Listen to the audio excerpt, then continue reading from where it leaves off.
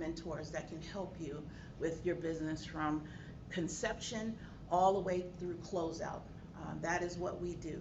So even if you are thinking about starting a business, we help you to cultivate that idea and to turning into a startup. Those of you who are currently in business or as a startup, we can coach you through, mentor you through the different aspects of your business, as well as connect you to resources like HCC that provides, and I'll let Ravi explain, provides a plethora of resources that can be free for business owners. Contract management here in Houston is massive. I came from Cincinnati, Ohio, smaller, big city, where I would work for the University of Cincinnati for years and then got laid off. And it was like, oh my gosh, what am I gonna do? They don't need me anymore. I was a grant administrator, so what I did was manage contracts and grants, help them to create them, PhDs, doctors, create their contracts and grants, all the way to the point where I had to sign them before they went to NIH, Johnson & Johnson, Procter & Gamble. And so when I came to Houston, one of the first things that someone said to me is, we've been looking for you. We need your services. So that's how great Houston is. And every business that was mentioned here, there is a service for you in the government. When we experienced the pandemic, the one and only buyer that was still working to full capacity was the government on every level. If you remember, we couldn't do business to customers because we couldn't come in contact with people. It was very difficult. It was very rare to do business to business. We were hanging on by a thread, right? But the government was still purchasing. So if you are thinking about your sales channels, of course we're doing B2C, we're doing B2B, but B2G, business to government, is going to help you to be more lucrative and more savvy in your business. So again, my name is Jada Harris. I am the chapter president of Sport Houston, and I am a small business owner here in Houston for the last 8 years, but I've been in business for almost 20 years now. And what I do is help small businesses connect to government contracts, help coaching them through the process, as well as providing QuickBooks or account management services to the community. I also teach QuickBooks at the Small Business Development Center at the University of Houston. So those are some classes that you may be interested in, because your financials, your business financials, those are the instruments that you need in order to bid and work on contracts. And we'll explain that through the workshop series this year. So I'll go ahead and let Ravi Brahmat, it took me 3 years to get his last name right, representative of HCC. Yeah, thank you. Do you want to do the slide thing? Yes, yeah. Is that it? Yes. Okay, cool. Here, you can hold on. I don't have any slides today, but frankly, because I like to personalize the service that we would provide out of HCC to you, there are a ton of things at the college. For example, you're sitting in one of 70 buildings that HCC operates. Imagine that, 70, not 17, 70 buildings of this size across Houston. Everything from Northline campus to Missouri City campus to Katy campus. To operate an institution of this size, we're spending $1.5 million a day. A day. See, for some of you, it's like, I didn't realize HCC is that. Yeah, one of the largest in the country, in the top 5 in terms of its student enrollment, 82,000 students per year. Largest number of veteran students in the country, largest number of international students in the state, largest number of minority serving institution for associate degrees. So it's a pretty big deal in Houston. And I would bet that at least half of Houstonians has in some way, and in fact, you're now in the stats, has stepped on an HCC campus. So welcome, right? You may have in some journey in the past crossed this. So not only that, but we also have an Office of Entrepreneurial Initiatives at District that oversees 4 Center for Entrepreneurships. I operate this one in the Southwest College, where I'm focused on innovation and entrepreneurship. So innovation, we want to create the next inventions in the world with our students at the college that are either in honors college or engineering programs or AI. We're the first community college in the country to offer a bachelor's in artificial intelligence degree. So we have students that are coming to us. We are also a Department of Defense operator for cybersecurity. So number one, what they call SOC. We have a security operations center right at our West Loop campus. That's to train the next cybersecurity professionals. So we have programming in which we can now innovate and create. And entrepreneurs are certainly on that list. So I run programming for youth, for professionals, to innovate, to create something new. But I also am here to help grow small businesses. So that's the entrepreneurship, so innovation and entrepreneurship. To grow you guys, we have multiple partnerships across the Houston ecosystem. SCORE is one of our very much loved partners at the college. SCORE commits to offering these type of resources and education for free, no cost, and also offer mentoring hours. So we are really proud to be able to offer on Monday mornings. You could see a SCORE mentor here, not having to go through those metal detectors in the federal building, right? And not having to track down parking in the parking garage. This is open parking. Come right here, and then we have for this campus, our theme is around veterans. So for the 2 veterans in the room, thank you for your service. And if you're a military family that maybe grandparents or parents have served, also thank you for being a military family, right? It's thanks for that. We celebrate our freedom because of you, and we're very thankful for that. But going back, so Doug is here on Monday mornings offering mentoring right on our campus, thanks to the partnership with SCORE. We also have partnerships with multiple chambers across the Houston. Everything from the Houston Regional Veterans Chamber of Commerce to the India House right across with the Indo-American Chamber to the Turkish Council right down the street. Multiple chambers, all fostering and supporting entrepreneurship. So again, I don't want to show all that and say, whoa, drinking from a fire hose. Come talk to us so we can figure out what's a good path for you. We also offer a lot of educational programs at the college. We have programs like the Veterans Leadership Program being offered out of this campus, Veterans Entrepreneurship Programs, also offered partially out of this campus, but then the rest of it is virtual. These programs are certified by national organizations like STRIVE or with IVMF, which is Institute for Veterans and Military Families. We have had last year national winners as Entrepreneur of the Year, Veteran Entrepreneur of the Year for an Everyday Entrepreneur Fund, recognized in San Diego, out of Houston, and super proud, first and second place, both Houstonians took that in San Diego. We also took a veteran to India for a large global pitch competition where she was a female founder invited out of Houston to pitch for the Thai women's $100,000 pitch competition.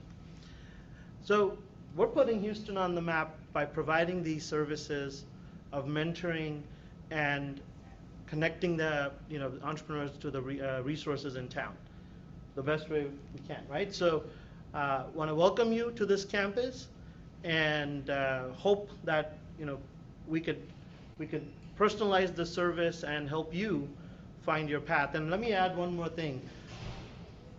Because we're an educational institution, workforce and academic programs, we offer over 140 programs at HCC. We also offer them online. Our largest college is an online college. You can find your next talent right here on campus. We have a dedicated career services. We have a dedicated apprentice program. Well, come on in. We're all family here. It's fine.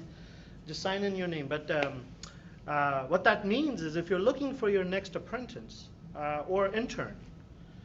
You may be able to get the Texas Workforce Commission to pay for that intern through one of our apprentice programs, where you can hire the next talent that you're missing in your small business to grow. You can upskill your employees for free if you're paying, prevailing wages, and there are programs being offered. So you can learn about our career services to hire your next talent, or onboard some of my Rockstar Entrepreneurship Student Club members. We have a student club as well across district. We also have the Future Business Leaders of America. So you want to find some talent, come talk to me. I've got some really talented youth doing amazing things, using AI in ways that may I share one quick story there? I've got a 13-year-old kid, okay, 13. He's downloaded 16 petabytes, and you'll appreciate this, of the human genome sequence, downloaded that out of all the open library, medical libraries available, and analyzed it to be able to visually show you 10,000 diseases. So if you're likely to get, I don't know, let's say, give me a disease, diabetes. By teaching his AI model, he could very accurately tell if the next person's DNA has a high probability of diabetes without ever looking at the person. He's trained his AI on that. This is a 13-year-old taking open source medical library data and training his AI models tools that are available through NVIDIA and Google. He's training that, and he's building that as an app. And he's pitching it to me at, we did a code fest with Congressman Al Green's office. He's pitching it there at that conference. So we could take that great invention and showcase it in Washington, D.C. That's one of our students that I'm supporting, right? And I like to share that because we have a lot of talent in Houston. Sometimes we lose it because all this talent wants to go to Ivy League schools and they end up other places, but we forget Rice is right here, right? U of H is really doing well, being a top institution. So I just want to let you know that is another opportunity to engage with HCC, is to find your next talent. And most people don't think about community colleges, but believe me, you're going to find the most diverse set of students and a lot of good talent right here in town, and I like to keep them right in here in town. So we'll pass it back to you, Jada, but thank you. Thank you, for the Dr. opportunity. Brown. Yeah. So one thing that he didn't mention is that service is free. Those interns are free to you, and I'm going to connect with only him. if I like them. Yeah. I'm going to connect with him afterwards because I need an assistant yesterday. So this is things that as a contractor with the government you're going to need. All of these resources, and connecting with HCC and SCORE, we're going to help you and support you with that. So let's go ahead and get started. I know you're here to learn about contract management. And so this is just an overview, planting seeds. As we go through each month, we'll dive deeper and deeper. We usually culminate the year with the City of Houston's Meet the Buyer event, which is typically December 5th, 6th, something around there, where you'll be able to connect with buyers all over, I think it's 400 buyers. So what we're doing is getting you ready for that event. So by that time, you should at least be able to speak the language that they speak at this event. And I've been at that event pretty much for the last 5 years, and it's mind-blowing. So we'll talk more about that as we move forward through the workshops. But today, it's just an overview to plant the seeds for you to understand contract management. I understand some of you already have dabbled in it a little bit. Maybe this will help answer some of the questions that you have. Okay, so in contract management, I have identified 4 stages that you should be aware of when considering doing business with the government. Now, the government is multi-level. Immediately people think of the federal government because they're number one, right? It's big, it's massive. But there's other levels. Now, when we did this workshop series before, we had the City of Houston with us for those 3 years. And you were able to speak directly with one of their agents in order to get an understanding of how to do business directly with the city of Houston. So city of Houston, the state of Texas, the Fort Bend County, all of the different counties, there's municipalities, there's agencies like HCC, they're a buyer. You're here, you're in a room with one of the buyers. So you go into the the HCC website and go to their procurement page, you'll see all of what they're purchasing. In fact, I think it's tomorrow, I'm attending one of their workshop webinars on understanding how to do business with HCC. So my twin sister started a karaoke business. And so Ravi mentioned to me that HCC could be a buyer. So I'm engaging with them on that level for her business, because I'm her CFO. So that just gives you an example of entertainment. If you, I mean, you don't immediately think about contracting and entertainment, but HCC has events, they need entertainment. So that's the type of, even on the smaller scale, a type of buying. Of course, construction, you're gonna get those every single day. But businesses like my sister, you may not see those opportunities, those bids being offered on a continual basis. So you'll have to sell yourself to the organization that you want to do business with. When we dig deeper over the months on how to do business with the government, we'll talk about selling yourself to the government. Like I said, construction, you don't really have to sell yourself. If you have your business structure, you have everything set up, you're a vendor of their organization, they'll pretty much pick you if they know if you've done business with them before or you've made yourself relevant in their system. However, services like entertainment comes far and in between. And so developing a relationship with the buyer is important, and that's some things that we'll talk about in the future. But these 4 phases, the pre-bid activities, pre-award activities, the award phase, and then the post-award phase, which people usually typically forget about. So in pre-bid activities, this is before you even think about doing business with an organization like HCC. You're going to need to develop a capability statement, you're going to need to do research, and you would need to identify and attend pre-bid meetings.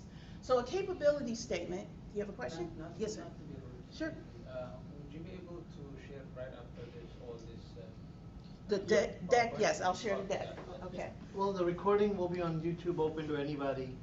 We could, that includes all of our PowerPoint, okay. everything we're saying is being recorded. Okay. So you'll have a PowerPoint and the transcript. Okay, thank you. Thank you. Sorry to interrupt. Yeah, it's great. I am not a Sorry, good and this is hot. This room is hot. Is it hot? Okay, Yeah. the computers and all that good stuff. Yeah, Okay, yeah, thank sorry, you. I can't. Appreciate it.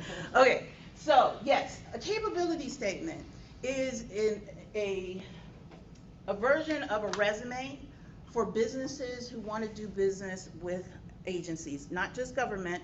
If you want to do business with Shell, for example, and that is a viable option, you would develop a capability statement. They want to see the work that you've done within the industry that you've identified. They want to see your NICS codes. These are codes that identify the services that you provide. When you put those codes in, again, as we go further into the series, we'll talk more about these different things, okay? So don't get concentrated on it right now, but then just sprinkle a little seeds up for you. The NICS codes identify the services that you're able to provide within your industry, okay? It lets them know that you are, that you're knowledgeable about the services they need. It is a snapshot, usually no more than 2 pages, front and back, of the services and your history that you provide within your business. You would also need to do research. Research could include, if not limited to, who is your competition? What are some of the existing awards that the organization that you want to do business with has issued in the past? And then who is the buyer and the contract manager for the specific services that you want to provide? So as it relates to competition, couple of you, your competition's in the room, right? right today. But there are resources that are available through HCC, through the City of Houston's library, that you can research for free to find out who your competition is. In addition, through Apex Accelerator, Apex Accelerator. I'm giving you a taste of what contract management is. Apex Accelerator is a resource in the community that provides you with specifics, not just online, but in person at the Galleria location, about doing business with the federal government.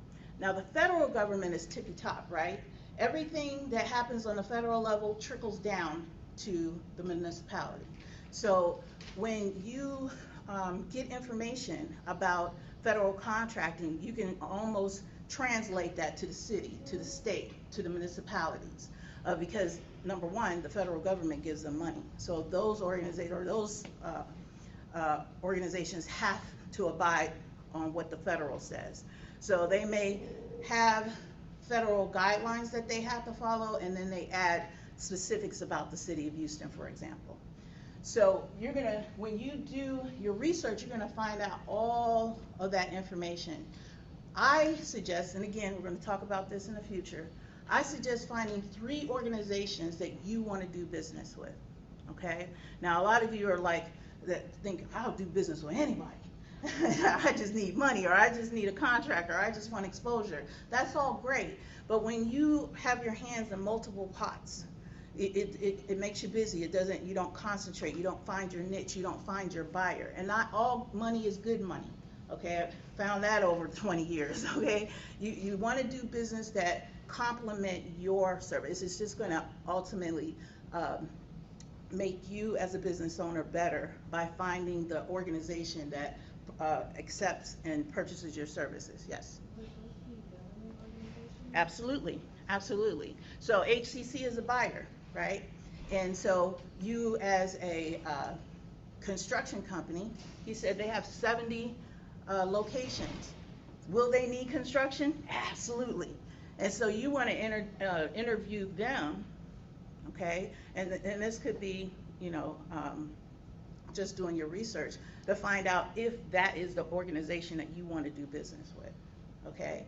And again, choose 3: HCC, City of Houston, Fort Bend County, and make those your primary. Now, I'm not saying if someone drops, state of Texas on your desk and say this is an opportunity, don't go after it. I'm just saying those 3 concentrate on, so that you're not, all over the place. And when you find those 3 organizations, you can critique your offer directly for them, so it's easier for you to bid on the contracts when they offer it to you. So again, I'm not gonna go too deep in because I can nerd out. I can stay on this all day. Yes, sir. Can I have a comment real quick? Yes. I did Apex yesterday, and there's so much information there, and the best thing about it, it's all free. Yes. Yes. It's free. Mhm. And I'm like, wow, it's On crazy. the federal level. Everything's free. Yeah, connected to the SBA. And SBA offers funding for your opportunities that you find. So when all of us work together, all the resources that are available in this city, again, I came from Cincinnati, these resources are not readily available. So you're very fortunate to be here, or very blessed to be here in Houston, where you have just direct access to these resources. So existing awards, when you search for existing awards, so I hate to harp on construction, but it is what it is, right? Yeah, so keep talking. So if you're in construction, you can look at previous awards that are issued, and I say use it as a template. If Yellowstone they're landscaping, Yellowstone Landscaping received an award in 2022, and that award is about to expire, they're about to reissue it, then you can use that award. It's public knowledge, it has to be, because it's government money. You can use that award as a template to structure your offer as well as your business so that you look more lucrative for the city of Houston, for example. When you do that, not only are you making your business more valuable to that organization, but you're making your business more viable as an institution itself. Connecting with the buyer and contract manager. You're establishing a relationship with them. So when I worked for the University of Cincinnati and I was helping PhDs and MDs connect to contracts and grants, they would have a email system, meaning they would send an email every month to the buyer and say, hey, I'm here, I have these services, I'm interested, that kind of thing. It establishes a relationship with the buyer so that you are top of mind when an opportunity presents themselves. Now, of course, they can't just give it to you. You have to be viable. But it allows you to establish a relationship with somebody that may not have a relationship with them. Understood? So for another example, HCC has contracts that they bid out, meaning they put it on the website and say, we're looking for individuals for this particular bid. In fact, if you sign up as a vendor, and you put in your NEICS codes, it will automatically send you emails related to your industry, related to your business. So you don't have to look for them, okay? But there are also opportunities where it's less than, what is it? I think the threshold is like 2,500, I think it is. There's a threshold. For spending? For spending, for like P-cards, yeah. P-cards, yeah. Yeah. So. The chancellor's is 50,000, but Okay. individual directors is 2,500. Okay, so they may have an opportunity where they just need someone to go, take down a door, and it's $2,500. They don't have to put that bid on the website because it's only $2,500. And because you've developed a relationship with them, they may choose you. They may call and say, "Hey, what's your name again?" Derek, we got an opportunity to take down this door, and we need it done tomorrow. Can you get here? Absolutely. And they can just swipe their P card and pay you. So that's why you want to develop a relationship with the buyer. And I know you're like, well, how do you do that? Well, there are pre-bid meetings that each organization offers for each bid that is being presented or posted. And that happens typically 3 weeks before the bid, a month or so before the bid is due. Okay, and I'll explain all that in a minute. But during these pre-bid meetings, it is your opportunity, just like today, to talk to the buyer, to ask questions specifically about the bid, and network with the individuals that are in the room. So if you are construction and or landscaping and Yellowstone is in the room, you can actually shake hands with that prime contractor. You may be a sub for them. So a prime contractor is an organization that has the capability to bid and get awarded a contract, and then they sub pieces out of the contract to different organizations. Especially if you're new, it's great to be a sub. A lot of people try to go, and if they're new to contracting, try to be the prime, which there's nothing wrong with that. But you also, when you bid as a prime, you have prime responsibilities. So it's better, I see a lot of heads shaking, it's better to come in as a sub, get to know the lay of the land, so one day you can be a prime, okay? Even a sub of a sub. So at these pre-bid opportunities, it will provide you with compliance, what is necessary in order for you to bid on the contract, for you to be compliant, and it also allows you the opportunity to network. Questions before I move to the next slide? Yes, sir. I do have one question. Just to back up to like what your business resume is, if you don't have any of those things that you're speaking of, like previous contracts or awards and things like that, what do you do to combat that? Because that's almost like saying I'm looking for a job, but they're saying I don't have it. Exactly, it's exactly like that. So what you do would put similar experience to it. So you may not have been doing business with the government, but you've done business as with customers and other businesses, right? You could put that experience on there and explain your achievements through those relationships. Jada, could I add to? Yes. So we'll take your question next, but another resource in the education space here is we offer, so in this building we're going to offer business plan organization, someone who's Been doing this for other organizations. Will be here, no cost to the entrepreneur.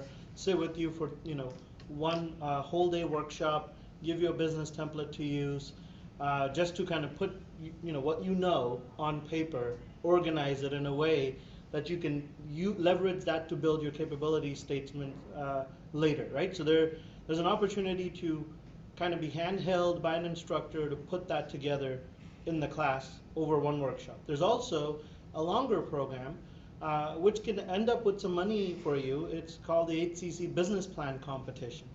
That program, thanks to SCORE, it's like forcing you to sit down with a SCORE mentor and over multiple weeks, section by section, put that together. No cost to the entrepreneur. There's also U of H SHORE program, Stimulating Urban Renewal Through Entrepreneurship. That program puts you with an MBA student in finance over X number of Saturdays. I want to say it's like eight Saturdays. Also with SCORE mentors there too, right? And what you're doing there is you're sitting there working with these students and trying to figure out the numbers and how you ought to represent your brand and your company. The more you can get this free resources to help you from U of H, HCC, other schools may have other programs, pick whatever. But an education in yourself and in your business is a great investment ever. No one can take that away from you. So that's what I'm going to just throw in there is look for these programs to help you do that. Do not try to do this alone. You don't have to. And It's big enough that we could do this. That's what the schools are for. Yeah. We got to educate, right? That's the information that you can put on your capability statement. I'm a graduate of the SHORE program Yeah. from the University of Houston, and I tell you, I came here with $0 in my pocket, and I keep telling the story. But when I went through that program, I had to take 2 buses at 6 o'clock in the morning with my, at that time, 13-year-old son to get there. But once I graduated from that program, my business skyrocketed to 6 figures. That's just an example of a program that, within our ecosystem that you can utilize in order to put on your capability statement to help you cultivate your business to the extent that you are at the level of sub and even prime. One more, HCC also has a small business development program offered by our procurement office. So if you're looking to do business with HCC, there is a small business development manager and a team available to you. They also put together programs for small business owners because, again, all of us have goals to make sure that to fix that door, we support a local entrepreneur, right? And that's why meeting with the campus manager today, before you leave, Mr. Cross, by the way, that's his name, Tyrone Cross, shake his hand and say, hey, here's my business card. I'm here. Something break? Yeah. We're trying to set you up, man. Right. I'm just saying, you got to make the shot, but we'll set you up. So But anyway. when you come to the next workshop, make sure you have your business cards. That's one of I'm the sure things. they have them. Yeah, I hope so. But if you don't, make sure you bring them next time. Can we take her first and then you can? Yes. So, going back to the capability statement, so I'm entering into a new sector. Primarily, I worked in social good, philanthropy, doing project management, right? So, as I'm creating, I'm actually in the middle of doing a capability statement because someone on the procurement team for HCC asked me to send it in.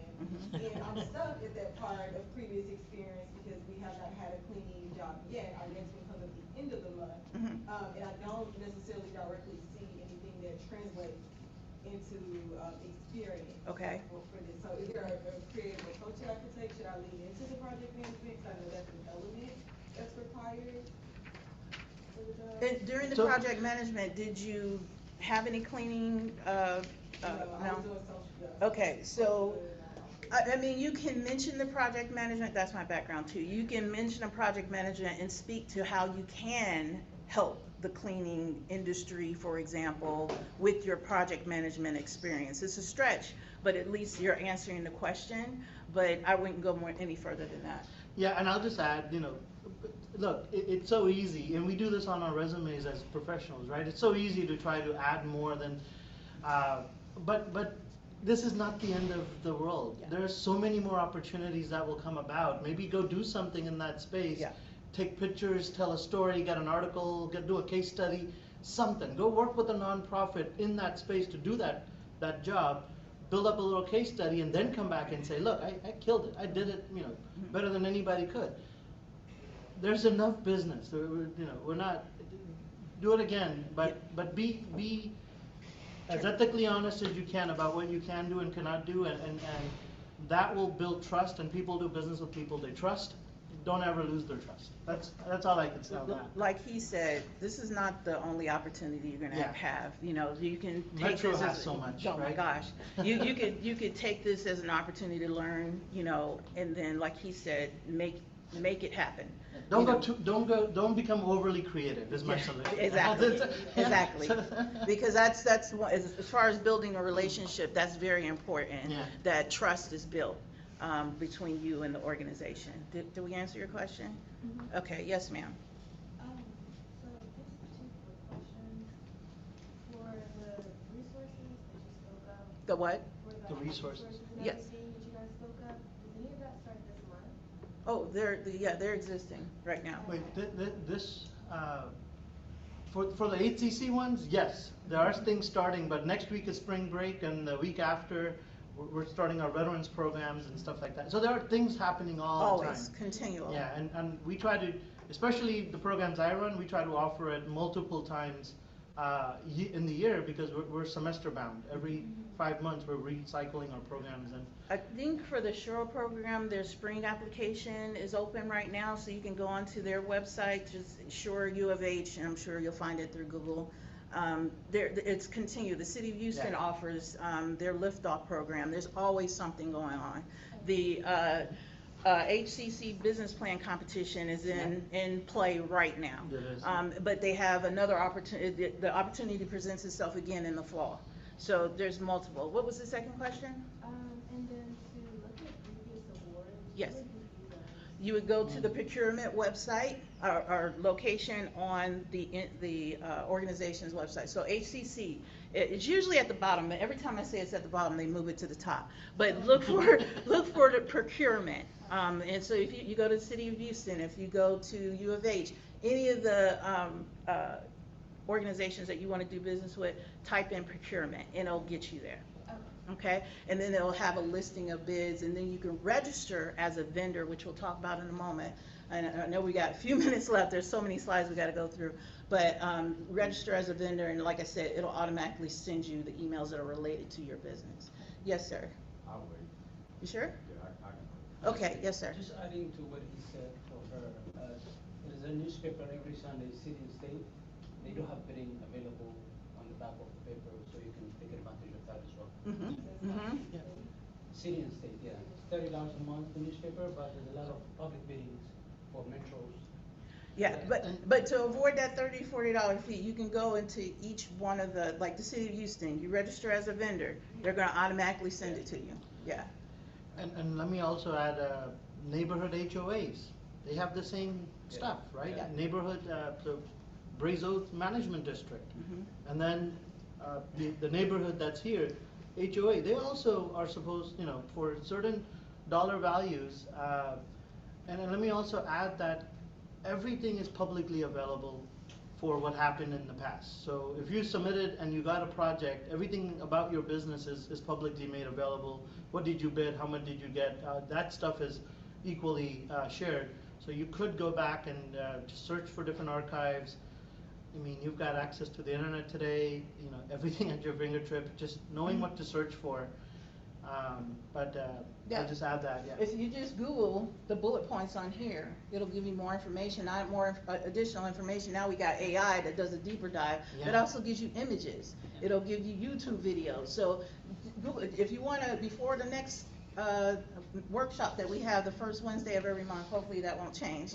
But you can Google this information. We will be going over pre-bid activities the next workshop that we attend. Did you have your hand up? Yeah, I just wanted to know where you can find those programs, like the SURE program. Yes, so you can go onto the U of H's website or Google Shore program, and that'll pop up. But if you wanted to connect with SCORE, do you have a SCORE mentor? No. Okay, so a SCORE mentor will provide you with those resources and things that are available to you. So if you say, once you go onto our website at score.org/Houston, and you say find a mentor, you can find a mentor either specific to your industry or specific to your need. So for instance, my bag is not marketing. That I don't, it's not something that I enjoy. So I have a SCORE mentor. I'm the president that has a marketing background, and he's a rock star. He's from where's Pablo from? I forget. South America, and you know, he's helping me with my business. So you can go onto our SCORE website and select, or you can put in the information, or you can look at their picture and look at their bio and select the mentor that you want to work with, and they'll connect you with those resources. Okay. All right. So let's move on because we're literally over time. So vendor registrations, which I mentioned, when you register as a vendor with HCC, it allows them, it's a short application. They want to know your name, your business information, your EIN, all of that good stuff. And again, it allows them to send information about current bids and information about opportunities with the organization. Every organization will have a vendor registration. I like to tell my clients to start off with the school districts because they're small, and it's an easy way to get into the system without having to have a certification, which we'll talk about in a moment. And it gives you the opportunity to experience contract management before you get to the higher levels of government. So certifications, all this, the certifications are kind of, you know, changing as of recent federal administration. For instance, the Texas State Hub certification used to represent historically underutilized businesses, and it depended upon your gender, your race, and all of that good stuff. Now that the administration have changed, that certification is designated for veterans only, okay? And so reason why I'm saying that is that when you go on to certain organizations' procurement website, they may ask you if you have a certification.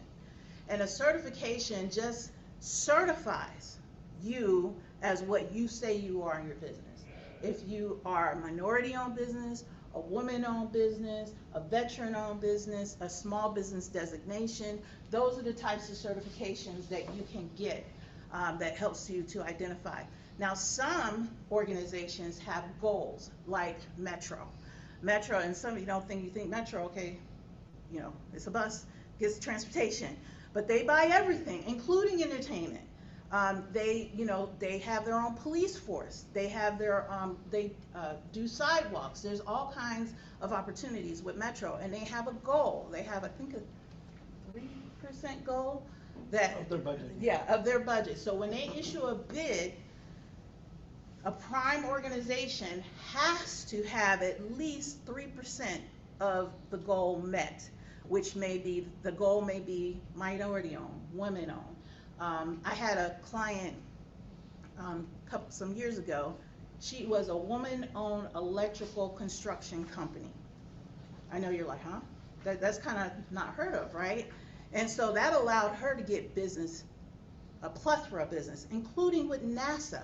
She had 2 NASA contracts simply because she was a woman-owned business.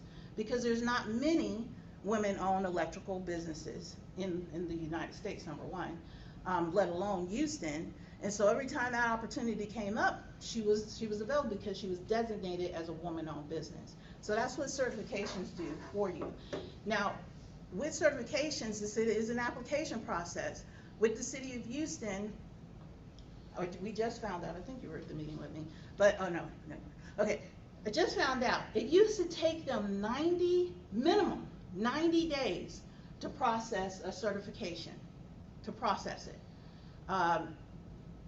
Now 15 days. So you can submit all of your documentation to get certified, and within 15 days you'll get that certification so you can start bidding on contracts. That's just an example of what certifications can do for you. Now, in that application, they want the baby and the bathwater. They want they want your ID, your social security, your address, your business address. They want everything. All that information has to be documented. One of the two things, which we'll talk about in the future workshop, they need those financials. So if you haven't filed taxes in 3 years, which I have a lot of clients that do that, that come to me that haven't done that, I get them cleaned up. They need your income statement and balance sheet. How many of you have heard of that? Okay, all right. Those are the two documents that are most important in filing for certification, bidding on contracts, but for you as a business owner, for you to make business decisions, let alone government contracting, you need those two documents. So we'll talk more about that in the future.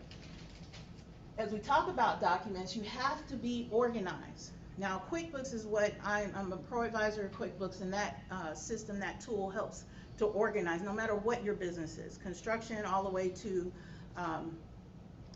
service-based businesses. Helps you to organize all of those documents securely, and we'll talk more about that in the future. So that was the pre-bid activities. And that took all the 45 minutes, all right? So now we're in the pre-award stage, okay? And this is where we've got all our documentation, we've identified the organizations we want to do business with. Now we have to actually bid on the contracts, okay? And here are the resources listed here. Again, you're going to get this deck. Here are the resources listed here that helps you to understand. I have PTAC, which is now Apex Accelerator. That's the new name. That should have been changed. But they are at the top of the list. Then we have SCORE, SBDC, SBA, and as Robbie mentioned, HCC has resources for you too as well. There is the application or the bid, okay? As I mentioned earlier, have 3 organizations you want to do business with. Develop a workflow for doing business with those 3 organizations. We'll talk about this in future workshops. Be consistent and be persistent. Now, a lot of people say, oh, I bid on a contract last month and I didn't hear anything, so I'm done.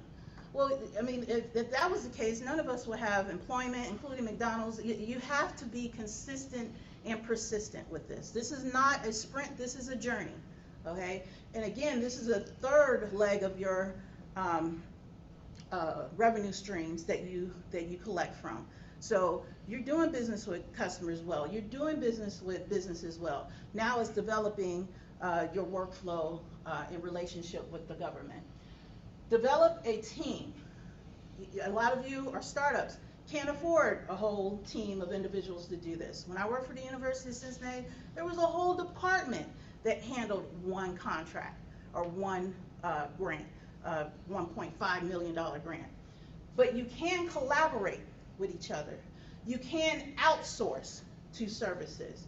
And then you can also subcontract your work in order to be successful with these contracts. Now that we've got our pre-award activities, we've bidded on a contract, we got the award, we beat out everybody, okay? Now you have the award, now you have to worry about compliance. You have to worry about delivering the goods. That's why you have to develop that team early on. Using management tools, like I mentioned, for QuickBooks and payroll. And then also do periodic audits of what you do within your business so that you're running efficiently. As I gave you an example before, you can use a pre-existing award as a template to say, okay, they did this, so I need to do the same or better. And that's your checklist, that's your audit to make sure that you're being compliant. I'm running through it, guys. So now that we got the award, we finished the award, it's all done. Post-award activities. This is when the organization comes in and they want to make sure that you were compliant throughout. It's your responsibility to provide final reports as it relates to that contract that you just finished. And then also a final audit is done. Once the audit by the agency is done, it's important that you retain your records. Now, depending on the agency and the IRS, you may have to retain that information for at least 3 years or more. The IRS requires that you retain your business information for at least 3 years. But the agency may say you have to retain it for 6 years. So that means you keep that information, and you need to have a system in order to retain that information. QuickBooks is one of the systems that will help you to do that, or you can use your OneDrive, Google Drive, but that information does need to be retained. So here are my tips for contract management. Again, this is a journey, not a sprint. This is something that you're investing in, your time, but it's only going to make you and your business better, especially with doing business with the government. Use existing contracts as a template, as I mentioned.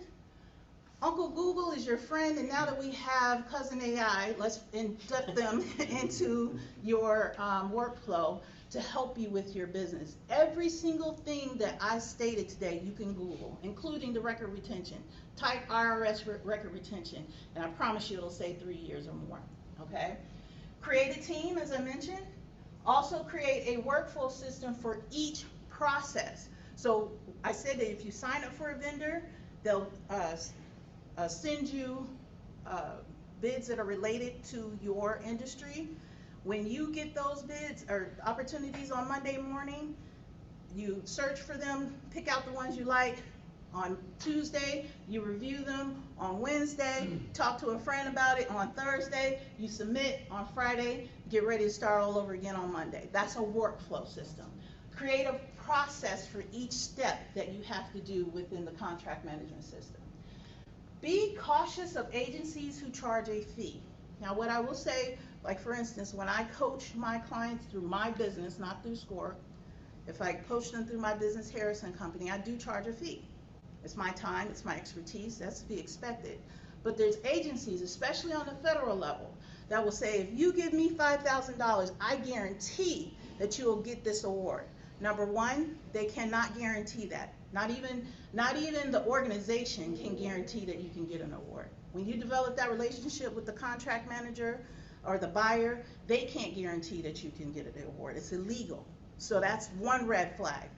Another one is that they said, well, and this has actually happened to an organization that I'm aware of, where they promise that they will bid on 3 awards for you, and then of those 3, you could 99% get one of those awards. That's a red flag. So be cautious of these agencies that charge a fee. And then utilize the free resources first. We have in SCORE's mentorship, in our chapter, we have attorneys, we have former CPAs, we have marketing executives. All of these, like Ravi said, all of these resources are free to you. The only time that SCORE charges you is if you do a webinar or a workshop that has a fee assigned to it. Usually it's a nominal fee. We have roundtables where CEOs and executives, they pay for that, but typically it's free. So Or low cost. Or low cost. Yeah, $15 or something. Yeah. I don't know, when And you're not breaking the bank. as business owners, which we both are, you have to invest in your business at some point, and you want that quality of investment. You don't want everything for free, because you get free for free, right? You get that type of level of service. So reach out to us first. We are over time, but we do have a question. Is there a difference between the SBC mentor and a SCORE mentor? Absolutely. So as I mentioned, I am SCORE, okay? But I'm also SBDC consultant and instructor. And so my interpretation or the difference, SCORE is your front door. We're gonna talk to you, give you all of the resources and connections. We mentor you. SBDC, they have advisors who are paid for. I think there's about 10 of them at the Galleria location. There's SBDC locations all over the United States. But at the Galleria location where I'm at, there's about 10 of them, and they are focused, laser focused on your business. One of the advisors, he is a former bank manager, leader, and he will help you to fill out your bank application, your loan application. We at SCORE can't do that for you. We can talk to you about it, we can look at it and point out different things, but we can't actually walk you through the process because we're not paid. I'm sorry. Absolutely. I would get all the mentors. I would come to, in fact, I do. I have them all. I have an SBDC advisor for both of my businesses. So every resource you can tap. And within SCORE, you can have multiple SCORE mentors. You can have one that is your, talks to you about startup. You can have another mentor about marketing and another financial mentor. You can have multiple. I guess it just gets like confusing because it's like I appreciate the plethora of information, but I don't really see like where the direction is in Sure, that information. sure. How And do I- and I've identified that, and as the president of SCORE, I want to talk about that. What's the good journey? Yeah, What's it's like a starting point, like where is the grounding initially in all of this information? in my opinion, and it's not because I'm biased, but it is SCORE. We're your front door because we're going to connect you to all of those resources. Where, for example, the SHORE program, they are only representing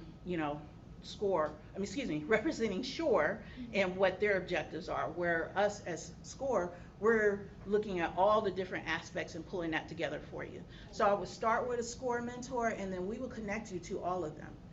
Mhm. Yeah, and SCORE is an acronym that has a meaning. Yes. And it's like Society of something, The retired. Service Corp. Service. Yeah, of retired executives. Retired executives. And these are business owners themselves. They have relationships in the ecosystem they already have.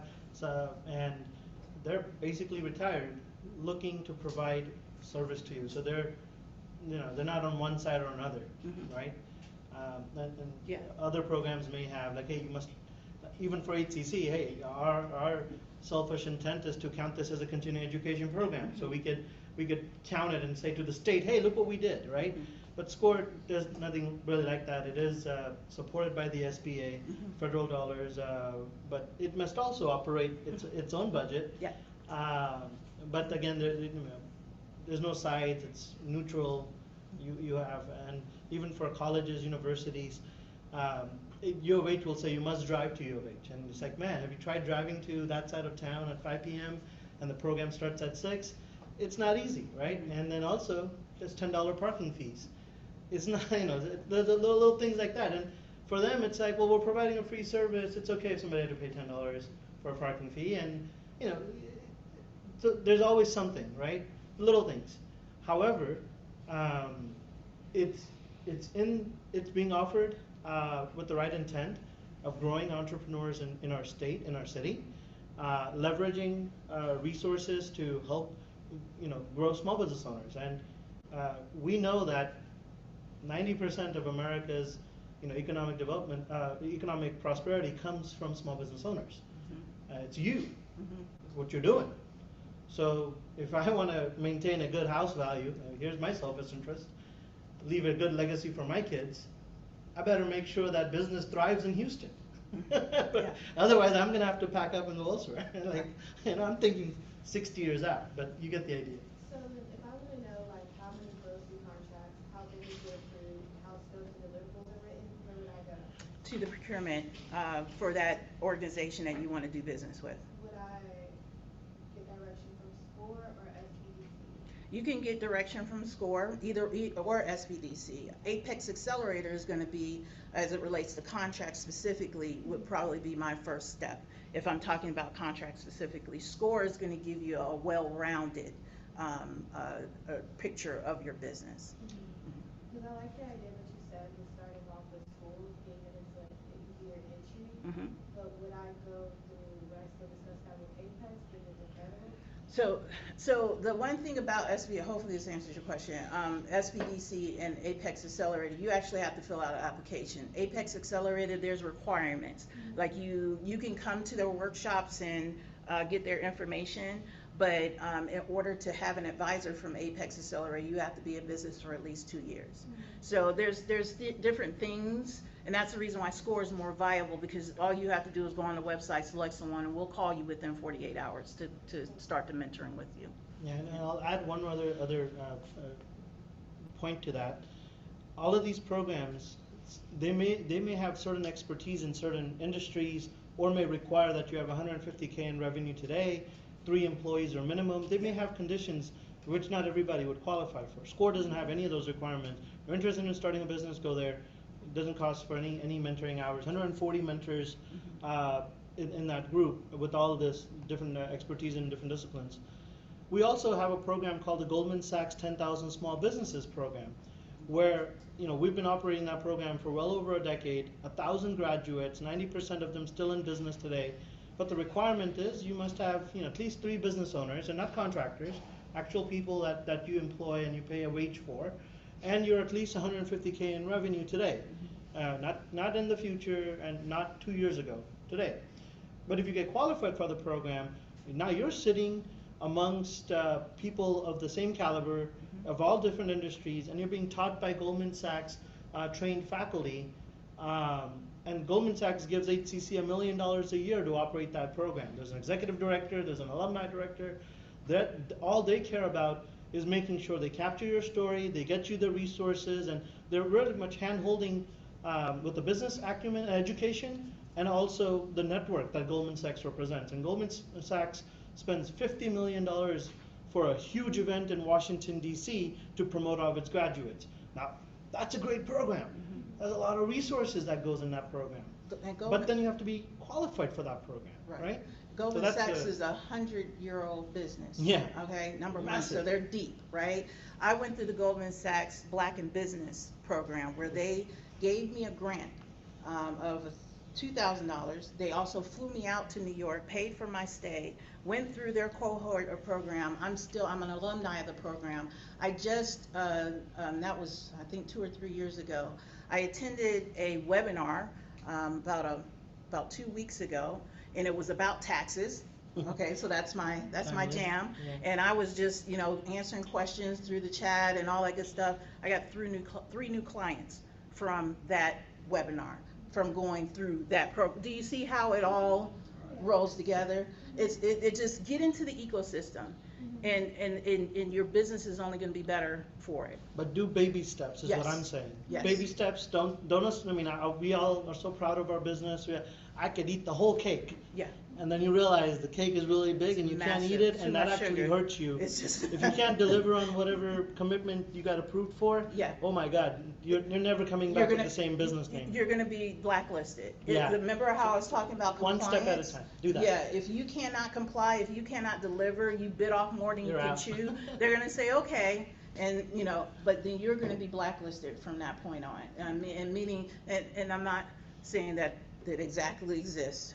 Okay, I'm just saying that it's going to be a stain on your business name from that point Yeah, forward. there's a saying that I like to tell my students is success has many parents, failure is an orphan.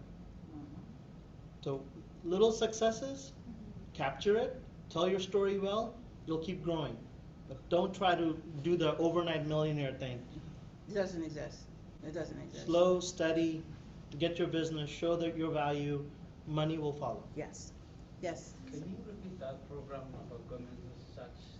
10,000. Yeah, it's a Goldman Sachs 10,000 Small Businesses program. We have a cohort that's currently recruiting for the summer, I believe, and in the fall.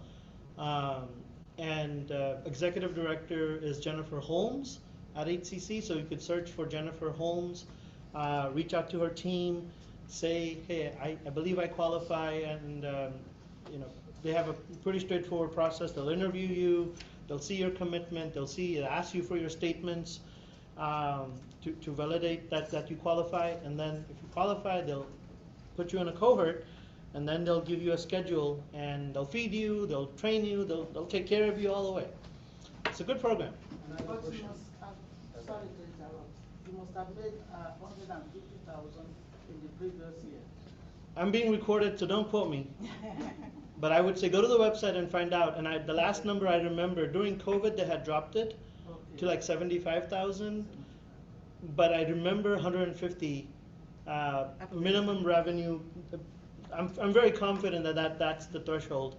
And again, they can choose to up it or lower it based on how many applicants they're getting, because their intent is to have a solid cohort of about 35 business owners I believe. So they have some liberty, but for the most part, they are doing interviews, they are selecting, and they are even for some of the other programs, they are doing that, and they're trying to put the same group of people together that can grow together.